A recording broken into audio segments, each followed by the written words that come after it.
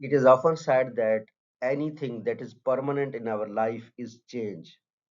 So, understanding the change is extremely important. Managing it in a right way is extremely important. So, we will be talking about change management today. First of all, the definition so that we are on same page and so that we are with the people who handled the change, wrote about it in the literature, and whenever we, so that we also explain the change management wherever we go. That should be the core learning of this video. So change management is a structured approach to transitioning individuals, teams, and organizations from a current state to the desired state in the future. It's a process. Whenever a new technology is implemented in in your organization, you go through the change management. So it is about transforming the individuals and the teams to achieve a desired situation and to change the previous situation. So why it matters? Because ensures smooth transition, reduces resistance, and improve organizational performance. So there are four things that drive the change most often. First thing is obviously there's a change in the technology that demands change.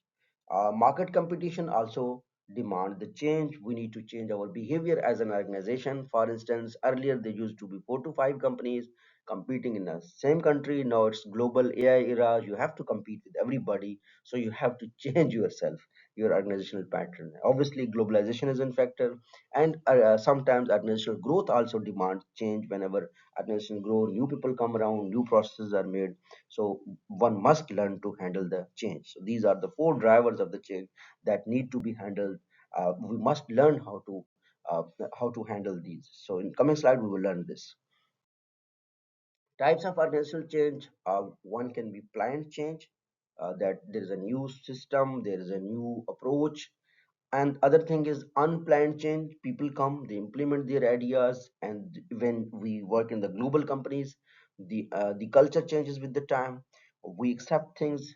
And fourth thing is incremental change and transformational change.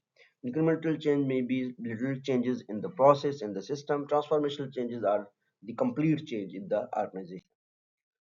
Change versus transition. Change is situational and transition is psychological. Okay, for example, we are going from paperwork to the online emails, so it is a situation.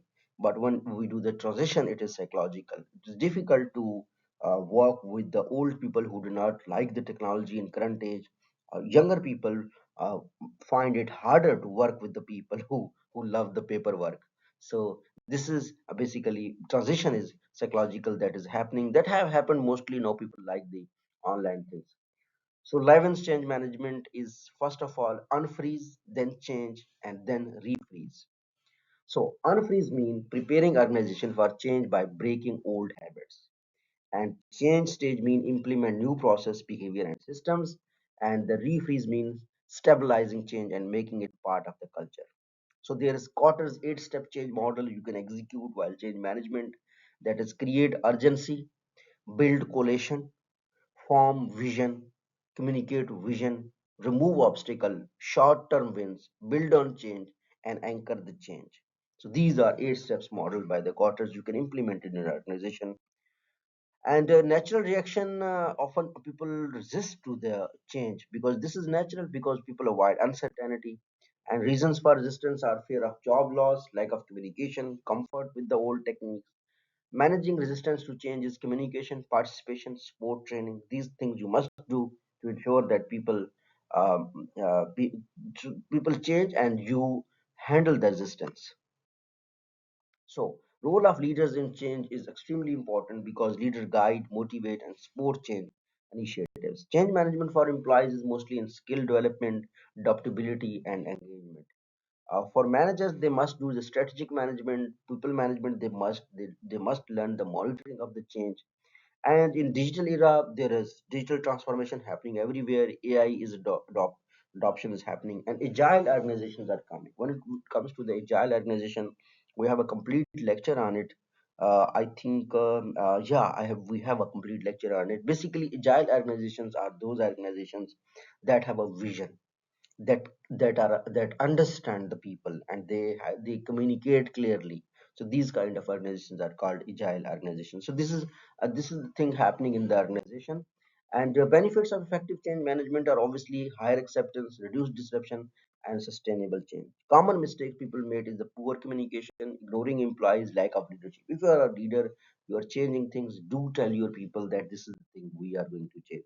So key takeaways we can learn is change is inevitable, management determines success, leadership is critical. If you learned something from this lecture, do let me know in the comment section. What do you think? Why do people resist change? And which change model is most effective? Thank you so much. See you in the next lecture.